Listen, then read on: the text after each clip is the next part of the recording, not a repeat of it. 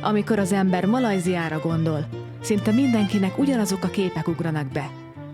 Kuala Lumpur felhőkarcolói, vagy a trópusi dzsungelek vadregényes világa. Miután Szingapurban buszra ültünk, mi is valami hasonlót képzeltünk el. Egy lágy dudaszó. Megérkeztünk Melakába, és a város pontosan azt hozta, amit vártunk.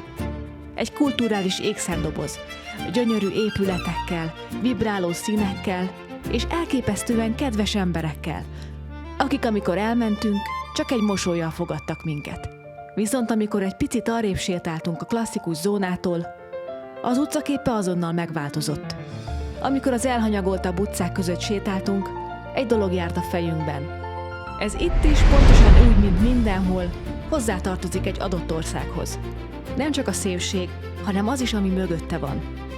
Sziasztok, vagy ahogy a malájok is köszönnek, hello! Ideértünk pár nappal ezelőtt Malajziába, és jelenleg most Malakában vagyunk, ezt fogjuk nektek megmutatni. A legyvároson belül találkozhatunk európai gyarmati épületekkel, kínai kultúrával és maláj hagyományokkal. Sok kultúra, sok íz, illetve sok hagyomány keveredik egyszerűen össze, és a Formosa nevű erőd előtt, ahol állok, itt kezdődött el, majdhogy nem, Malakának a történelme. 1400 körül alapította meg Parameswara nevű herceg, aki egy olyan helyet keresett magának, ahol be tud rendezkedni, szeretett volna egy szultánságot létrehozni. Létre is hozta itt. És nagyon szimpatikus volt neki az, hogy itt van a Melaka-szoros, itt van a Melaka folyó. Arra gondolt, hogy akkor a fene egye meg, akkor én itt létre fogok hozni egy szultánságot, és egy kikötővárost fogok itt felvirágoztatni.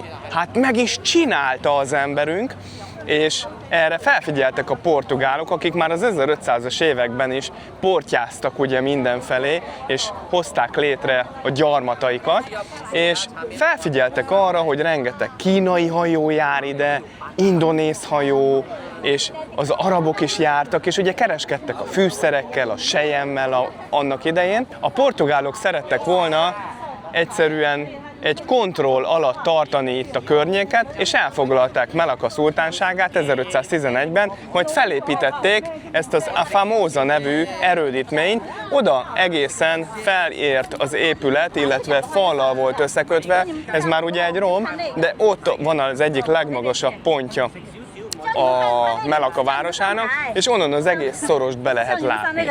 Aztán kicsivel később, 100 év múlva megjöttek a hollandok, és ők is letették ide a névjegyüket itt a városban, nem csak a portugálok. Érdekesség még, hogy a mai napig egy viszonylag nagyobb portugál közösség is él itt a városban, illetve a városnak a szélén, és ők még mindig ezeknek a portugál gyarmatosítóknak ugye a leszármazottjai. Természetesen időközben keveredtek az emberek, de még mindig folyik és csörgedezik itt portugál vér is Melaka határában. 1641-ben pedig a holland kelet-indiai társaság betopogott ide a fapapucsával, és elfoglalták, átvették az uralmat a portugáloktól, ugyanazért, amiért a portugáloknak kellett ez a kis városka. Közben belecsöppentünk itt a belvárosba sétálva egy ilyen kis kirakodóvásárba. Ne felejtsük el, hogy amúgy Ramadán van, de viszont ez az ország olyan sokszínű és színes, hogy megfér itt minden vallás tényleg, és nem fognak csak a muszlimokhoz alkalmazkodni, mert még ilyenkor is van kaja. Van itten kolbász. Ez nem kolbász, ez dongmo bakar. Ja igen. Dongmo bakar. Jó, oké. Hello. Dongmo bakar. Hogy örült neki. Ó! Ott mennek az első különlegességek, ezek a ledes, zenés dolgok, ezek a kis ilyen, hogy hívják ezeket? Tuk-tukoknak? Ez a helyi tuk-tuk, és azért különleges itt a városban, mert mindenféle díszítéssel van, Hello Kitty, Pokémon, mert mit tudjam én, de ez szerintem este néz ki igazán, és akkor ők itt nyomulnak, mennek körbe-körbe a városba, és lehet menni velük. Hello, hello! És mielőtt a hollandokra visszatérünk, felsétálunk oda, és folytatjuk a városnak a történetét. A hollandok felépítették a híres vörös épületeket, a Stadhuist és a keresztény templomot. Az erőd lábánál van egy nagyon szép fa, és ezen vannak rajta a majmok. Na, ilyen majmokat még nem is láttam. Ilyen hosszú farkú, nagy szemöldökű, nagy fehér szemöldökű, kis aranyos pofiuk van. Ezt is a portugálok építették, és ez több funkciót is betöltött, temetkezési hely is volt, fontos vallási helyszín, és ráláttak az egész kikötőre innen. Így az 1500-as, 1600-as években Merci, a portugálok azért serényen tevékenykedtek itt az ázsiai részen.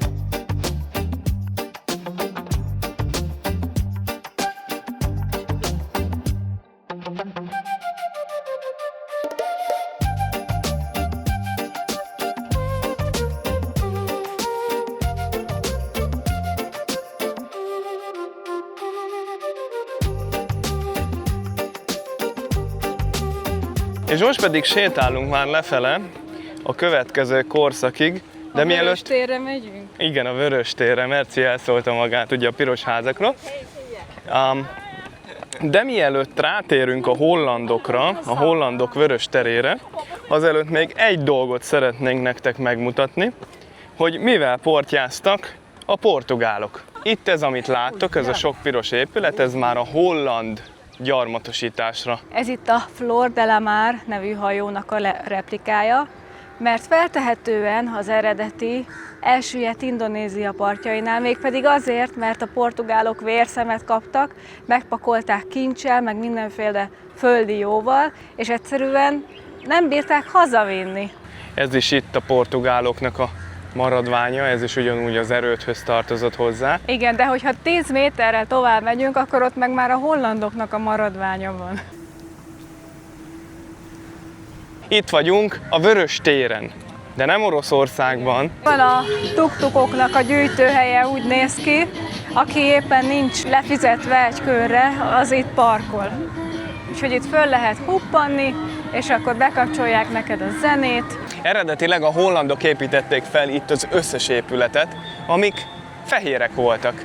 A Stadhuis az egyik legrégebbi épülete, európai épülete a városnak. Ez a kormányzónak, a mindenkori kormányzónak a lakhelyéül is szolgált, a holland kormány központja is volt, és adminisztratív feladatokat is elláttak. Érdekesség, az összes épület, amit itt láttok, és most piros, az fehér színű volt, így álmodták meg a hollandok.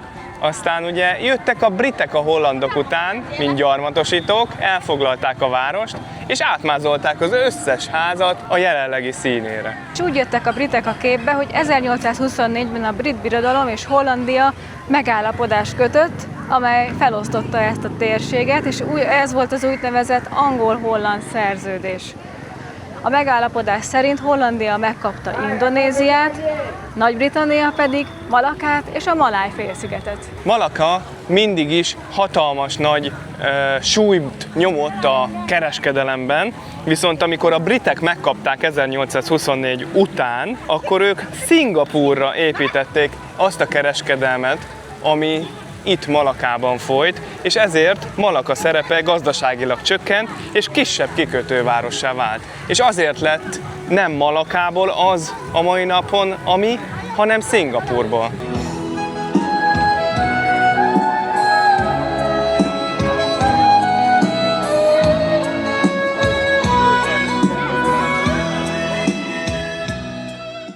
Jó itt a folyóparton a hangulat. Olyan, mint egy európai kisváros szerintem. Nápolyi pizzát készítenek. Amúgy nem néz ki rosszul, mármint hogy képen sem, meg amit esznek, az sem. Megnéztem az étlapot, 10 eurótól vannak ezek a pizzák, olyan... A margarita 10 euró? 4000 forint. Aha. Svájci árok? Kérem szépen. Azért én picit meglepődtem mondjuk így a Malajzián, Kína meg Vietnám után, mert mindenki mondja, hogy hú, így olcsó, meg úgy olcsó. Na hát, hogyha Kína meg Vietnám után jössz, akkor annyira azért nem olcsó. Ez itt egy keresztény templom, és az egyik legismertebb ázsiai misszionárius papról nevezték el, Szent Ferenc Xavierról. Ez már nem az első faltfestmény. és nagyon sok helyen van falfestmény, ott a másik oldalon, a sétányon is, akkor ott az UNESCO világörökséges felirat mellett is van, és ezek a házak is ilyen üdifoltja itt a folyópartján ennek a kis sétánynak. Szerintem ezek is jól néznek ki. Ezek is pluszba így hozzátesznek, egy kis bolondos a város tőle. Ez pedig egy ilyen kis botanikus negyed, amit a maláj-kínai barátság emlékére állítottak fel. Művész utca. Megérkeztünk a Jonker Street Markethez, ami péntek, szombat, vasárnap átalakul egy ilyen kajás utcává, és akkor ezt most megnézzük, mert pont szerencsénk van, és hétvége van.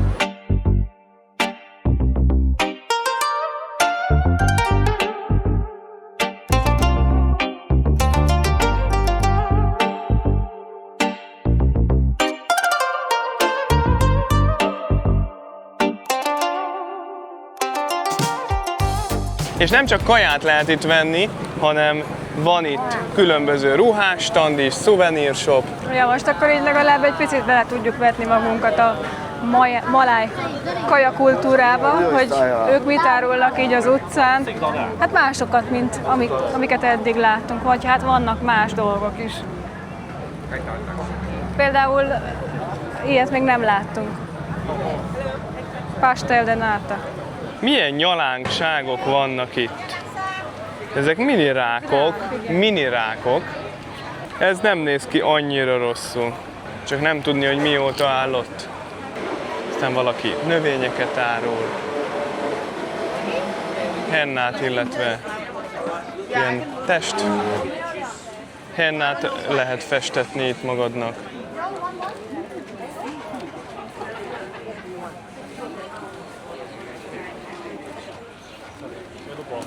Vannak itt kis ilyen pop-up store-ok is, ruhásstandok, amit említettünk, de az utca az nagyon hosszú, ameddig a szeme ellát, végig ilyen standok vannak. Ez ilyen köris hallgolyók, és akkor külön így ki van főzve, ilyen köris lében.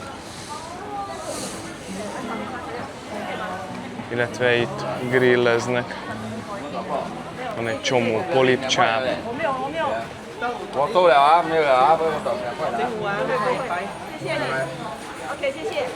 Hú, most nem vállalnám be a holnapi egésznapos sétámat egy ilyen papuccsal. Vannak itt gőzgombócok is különböző ízesítésben. Sweet potato-val, édesburgonya golyócskák. Teppanyaki.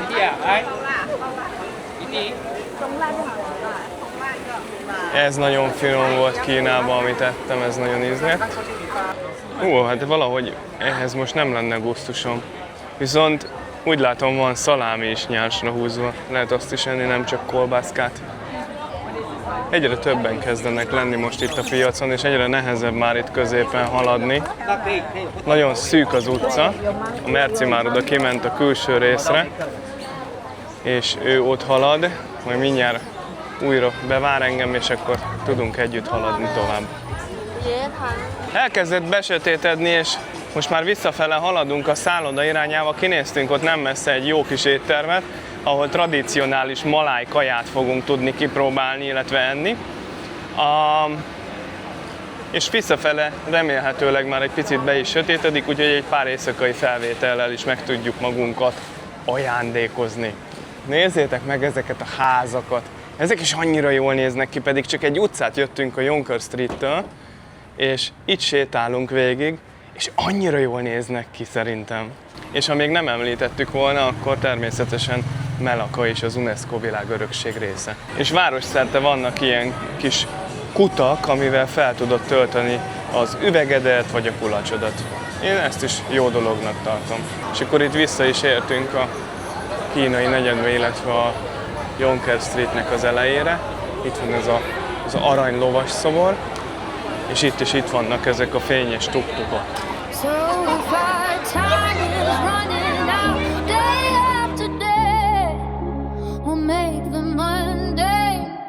Our masterpiece. My love, oh my love, I take on the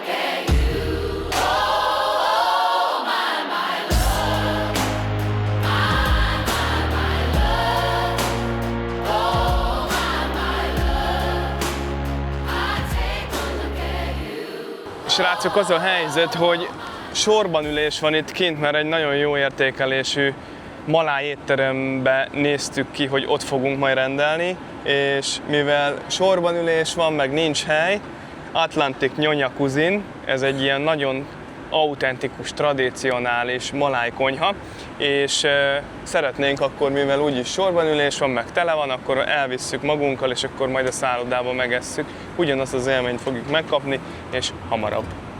Ez az étterem ahhoz, hogy megismerjük a maláj konyhát, remek választás volt. A nyonya amúgy az dél-kelet-ázsiai fúziós konyha, amely a Malajziába betelepült kínaiak és a helyi malájok kultúrájának és főzési hagyományainak évszázados keveredéséből született. Megkóstoltuk a csípősen fűszerezett zöldségeket, ropogós csirkeszárnyat és illatos pandánrist, és minden nagyon finom volt. Egy igazi időutazás volt a javából.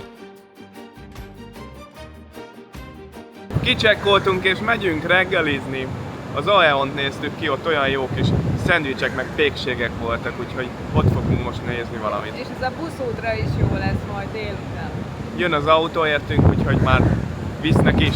Csomó amerikai márka megtalálható itt. Merci közben már előre szaladt.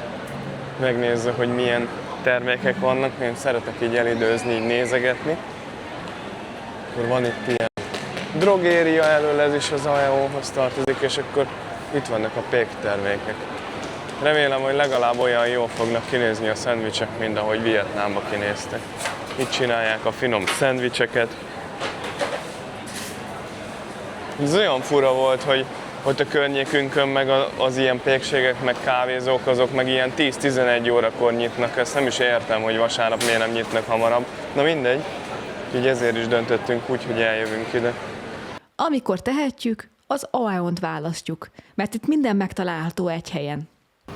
Megvan a reggeli, láttuk, hogy van akcióban kávé ezzel a péksüteménnyel, az is olcsó volt, azzal is spóroltunk, és így ezzel a zacskó mindenféle jósággal, hát átszámolva 10 euró, az olyan 4000 forint. Szerintem az nem drága így reggelire, megvan még a délutáni harapnivaló is ebbe. Azt tűnt fel nagyon, hogy rengeteg épület el van hagyatva, üres. Akkor már láttunk útközben 2 hotelt, ami ki volt pucolva, le volt pattanva.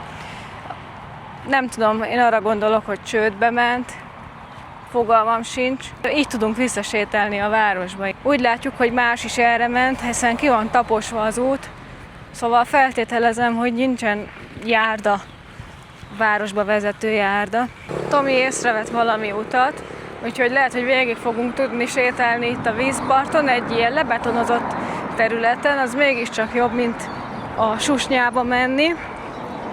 Eléggé szemetes az egész útszéle, ez csak ilyen tájékoztató jellegű dolog. Malajzia lakossága körülbelül olyan 33 millió fő, és ennek 60-65%-a maláj, tehát ők a legnagyobb etnikai csoport az országban, és szinte mind muszlimok. Nagyon családközpontú maga a társadalom, nyugodtak, kedvesek, segítőkészek. Az országban körülbelül 60% a maláj, 23 kínai és 7% az indiai. Te mire gondolsz először, amikor meglátod? Én nem merem most ezt mondani. Majd én mondom, én legyek a rossz ember. Nem azért. Panelházak. Panelházak ezen a folyóparton. Olyan, mintha ezek a hajók is így el lennének hagyatva. Szerintem ezek régen arra szolgáltak, hogy jöttek itt a turisták, és akkor vitték őket itt a folyón körbe, de hát úgy látszik, ez most már nem működik. Este 7-től lehet bérelni, 6-tól. Jó kicsim, de nem úgy néz ki, mintha működne. És olvastam, hogy ez a város régen nagyon virágzott a kereskedelem miatt, stb. De hogy már nagyon sokan elköltöztek Kuala Lumpurba, nagyon közel van, nagyon sokan oda költöztek, mert ott több a lehetőség. Itt feljebb a folyó, most már látom, hogy működnek ezek a csónakos túrák. Ez például nem sokára fog indulni. És itt jön mellette egy nagyobb is. Aztán gondolkoztunk, hogy miért nem tudunk átmenni ezen a hídon. Ez egy monorail pálya, mert olyan furcsa volt, hogy itt a híd, lehet menni gyalog, és akkor nézem, mondom, hát ez egy monorail pálya. És akkor utána néztem, 2010 körül építették, és a terv az volt, hogy körbe vigye az utasokat ez a monorail itt a folyó partján is, meg a történelmi városrészben. Többször bezárták, ugyanúgy, ahogy most is jelenleg sem működik, mert egy félre sikerült ilyen beruházás volt, és kihasználatlan is volt nagyon sokszor leragadt, lerobbant a monorail szerelvény, és az utasok felragadtak, úgyhogy egy nagyon fura történet. Ez is azt mutatja, hogy a város már nem annyira virágzik, mint amennyire kellene, vagy hozzáillő lenne, de ez is egy érdekesség itt a városban, és akkor ezért volt így körbe-körbe mindenfele ez a vasfőrmedvény, ha mondhatom így. Ehhez képest viszont a hajók ugyanúgy működnek a mai napig, lehet menni itt a Melaka folyón szépen hajókázni, ez pedig itt a monorailnek egy megállója, amit most mutatok. Szóval nem csak a hajók indultak innen, hanem annak idején a monorail is. Milyen furcsa. Igen, kár. Biztos, hogy felültem volna rá, hogyha így menne körbe, és mentünk volna egy kört vele, mert kuriózum egy ilyen városban szerintem monorailra felülni. Nem olyan felkapott város, annak ellenére, hogy az UNESCO világörökségéhez tartozik. Viszont ennél sokkal többen látogatnak el Georgetownba. Azt tudjuk, hogy az egy még inkább felkapottabb város, és lehet, hogy erre már sok embernek nem jut ideje, vagy egyszerűen nem jön el, hanem inkább úgy van vele, hogy a Kuala Lumpur, Georgetown, és akkor utána pedig onnan általában át szoktak menni szigetekre, és Borneóra. Ide meg a déli irányba pedig nem. És ide értünk most itt a Melaka folyó partján egy újabb érdekességéhez a városnak, mégpedig a Morten faluba, ami itt Melaka közepén egy tradicionális maláj falu, ahol több mint 100 éves cölöpökre épített házak állnak, és miközben, ahogy megnézitek, itt felhőkarcolók és modern épületek épültek, ez a falu rész megtartotta az eredeti formáját, ezeket a maláj házakat. Egyébként a falut egy brit hivatalnokról nevezték el, ő pedig Frederick Joseph Morten volt, és azért nevezték el ezt a falu részt róla, mert nagyon sokat segített az itt élőkön. Segített a helyieknek megtartani a földjeiket többek között. És vannak olyan családok, ahol már több generáció is itt él, illetve élt. Ez a legszebb ház, amit eddig láttunk, és itt lehet igazán látni, hogy milyen cölöpökön áll. Ez a ház meg szépen fel van díszítve, hogy tudjad, hogy ki itt az utca császára. Viszont nekem a másik még mindig jobban tetszik, annak ellenére, hogy ő így kicicomázta édes kis otthonkáját. Ez pedig már itt egy központi rész, ahol most vagyunk. Ha nem csak a belvárosba sétálsz, hanem tényleg így egy komplex képet kapsz a városról, mint mi, mert sétálunk itt sokat, így tényleg az embernek nem egy ilyen képeslapra való képe alakul ki a fejben, mert látja azt, hogy tényleg nem olyan állapotban van a város, mint ahogy kellene. Például most átjöttünk a folyó egyik oldaláról a másikra, és látok azt, hogy a másik oldalon kb. Egyik pillanatra a másikra elfogy a járda, és akkor ott össze-vissza csalinkázni kell. Itt ezen az oldalon meg, hogyha megnézed, itt van egy szépen színesre lefestett WC, kultúrált WC van itt, a másik oldalon itt a szökőkút, szóval tudna szép is lenni. Merci, ott egy varánusz. Nézd. Így már fél tőlünk, ja. Bújka, elbújik. Hú, de milyen karmai vannak. Beértünk ide a nevezetességekhez, és itt tök jól néz ki minden, rögtön van élet, vannak emberek. Ez az, ami nagyon tetszik, és nagyon szép.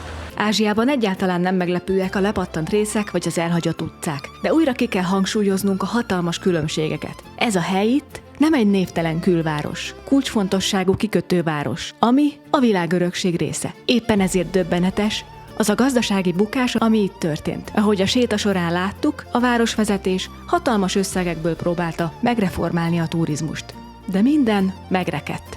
Míg a konkurens Georgetown tökéletesen kiaknázta a kulturális turizmust, Melakában ezek az elhibázott luxusberuházások teljesen szembe mentek a valós piaci igénnyel. A látogatóknak elég a hagyományos óváros, ami alig pár perc sétára van innen, és ahová közeledve méterről méterre javul az utca képe a kultúrált modern közterekkel és mosdókkal. Mi lesz így a város ezen részének a sorsa? Mivel a fenntartásra nincs tőke, a kereslet pedig teljesen hiányzik, a jövőben is ezeket a negyedeket megeszi az enyészet. Sikerült beváltanunk a jegyünket egy korábbi buszra. Úgyis megvan a helyünk, megvárjuk, még becsukódik a csomagtartó, hogy épségben, biztonságban legyenek a csomagjaink. Ez a busz enyhén szólva nem úgy nézett ki, mint amivel Malakába megérkeztünk, viszont így is nagyon örültünk neki, hogy elvetettük az autóbérlést és a buszozást választottuk. Megérkeztünk ide Kuala Lumpurba, ezzel itt le is zárnánk ezt a videót. A következő részben azzal folytatjuk, hogy milyen szállást sikerült foglalnunk, mennyiért, milyenek az árak itt a városban, és mennyibe fog kerülni egy napunk. Ha tetszett ez a videó, akkor iratkozzatok fel, lájkoljátok, és találkozunk legközelebb. Sziasztok! Ciao, ciao! Over there under the sky, I see a bird flying. How I wish I could send a letter.